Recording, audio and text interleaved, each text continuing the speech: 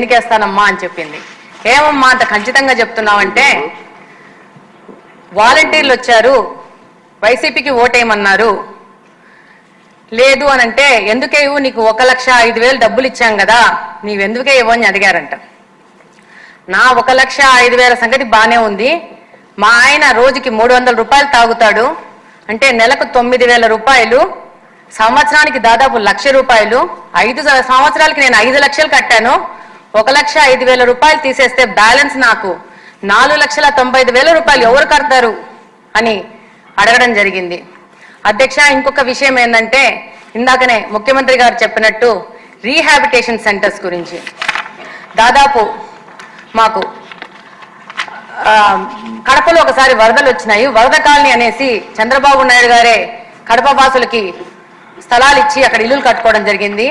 Below middle class, below poverty line ఉన్న వాళ్ళు ఉంటారు. దాదాపు నేను ఎలక్షన్స్ లో తిరుగుతూ ఉంటే 10, 15, 20 ఇండ్లకు గాను గ్రిల్ వేసేసి చిప్స్ షాపులు ఉండేటివి. చిప్స్ షాపులకి ఏంటి గ్రిల్లు లేసి ఉన్నాయని చెప్పేసి దాదాపు 1-2 రోజుల తర్వాత నేను నా పక్కనున్న సహచర నాయకులను అడగడం జరిగింది. వాళ్ళు ఏమన్నారంటే అవి బెల్ట్ షాపులు అని చెప్పి. అప్పుడు నేను అడిగాను, బెల్ట్ షాపులు అంటే ఏంటంటే, ఒక టైం అయిపోయినాక ఈ లిక్కర్ అవైలబిలిటీ ఉండదు, పోలీసు వాళ్ళు రైడ్ చేస్తారు కాబట్టి ఈ చిప్స్ షాపులు కింద ఈ యొక్క లిక్కర్ని సప్లై చేస్తున్నారు అని చెప్పి. అదే క్రమంలో ముందుకెళ్తుంటే ఒక మహిళ చెప్పింది, అమ్మ మాకు ఏమీ వద్దు, ఈ లిక్కర్ షాపును బెల్ట్ షాపులను బంద్ చేయండి అంటే, ఏమ్మా అంటే, నా భర్త అడిక్ట్ అయిపోయాడు, ఇప్పటికి 3 సార్లు అడిక్షన్ సెంటర్లో చేర్పించడం జరిగింది, కానీ ఇప్పుడు నేను రిమ్స్కి వెళ్తుంటే నా భర్తను చేర్పించుకోవట్లేదంటే, ఏమంటే బాగా దారిద్ర్య రేఖ దిగున ఉన్న వాళ్ళు, వాళ్ళకి పిల్లల్ని చూసుకోవడానికి ఇంట్లో ఎవరు ఉండరు కాబట్టి వాళ్ళని భర్తతో పాటు మా పిల్లల్ని కూడా తీసుకెళ్లి హాస్పిటల్లో ఉండడంతో హాస్పిటల్ వాళ్ళు ఆ పేషెంట్ని అడ్మిట్ చేసుకోవడానికి రిఫ్యూజ్ చేస్తున్నారు. ఎందుకంటే పిల్లలు కుటుంబం మొత్తం పోయి హాస్పిటల్లో ఉండాల్సిన పరిస్థితి వస్తూ ఉందని చెప్పేసి. ఇది కడప నియోజకవర్గంలో దాదాపు శివారు ప్రాంతాలలో ఉన్న కాలనీల పరిస్థితి. తప్పకుండా ముఖ్యమంత్రి గారి దృష్టికి కూడా తీసుకెళ్తున్నాను. ఈ యొక్క సిచ్యువేషన్కి ఈ యొక్క శివారు ప్రాంతాలలో ఈ లిక్కర్ కానీ గాంజా, యంగ్స్టర్స్ ఎక్కువ గాంజా ఇప్పుడు 5-6 గంటలకి పాడుబడిన ప్లేసెస్లో, అంటే కాలేజ్కి, మాకు ఆర్ట్స్ కాలేజ్ అని ఉంటుంది, దాని పక్కన అన్యూజ్డ్ బిల్డింగ్స్ ఉంటాయి, 6 గంటలకే మొదలు పెడుతున్నారు. నిన్ననే ఒక వారం రోజుల క్రితం కలెక్టర్ గారిని కూడా కలిసి ఈ విషయం చెప్పడం జరిగింది.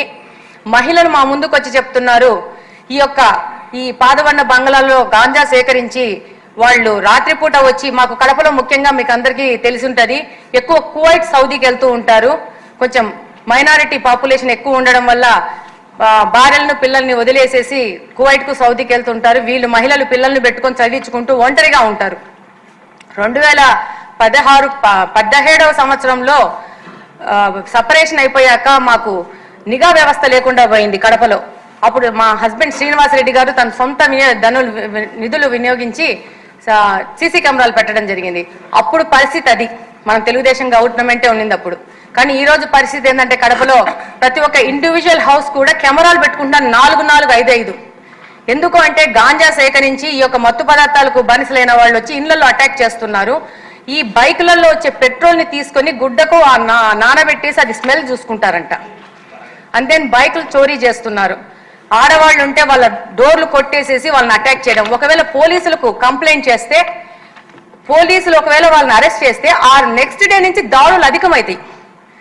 పోలీసులు కూడా రాలేని పరిస్థితి ఉంది. ఇది కంటిన్యూస్ గా మాకు ఎలక్షన్ క్యాంపెయినింగ్ లో దాదాపు మాకు కడపలో పాత కడప ఉంటది, ఎక్కువ మైనారిటీ ప్రజలు ఉంటారు అక్కడ మహిళలు మేము వెళ్ళక ముందే మాకంటే ముందు డోర్లలోంచి బయటకు వచ్చి వాళ్ళకి అనుభవాలు చెప్పి, మాకు ఇది ఒక్కటి తీయించండి, ఈ గాంజాని నిర్మూలన చేయండి, ఈ యొక్క లిక్కర్ షాపులు కానీ చీప్ లిక్కర్ని చేయించండి చాలు అని చెప్పేసి మేము డెఫినెట్గా వేసే తెలుగుదేశం పార్టీకే ఓట్ అని చెప్పి చెప్పడం జరిగింది. అందుకే నా ఎక్స్పీరియన్స్ చెప్తున్నాను.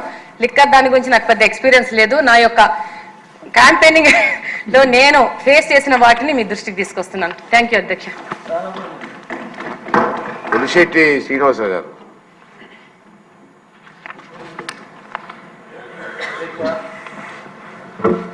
ఈరోజు మీ ముందు మాట్లాడే అవకాశం కల్పించిన పవన్ కళ్యాణ్ గారికి, చంద్రబాబు నాయుడు గారికి, మీకు అందరికి కూడా నమస్కారం.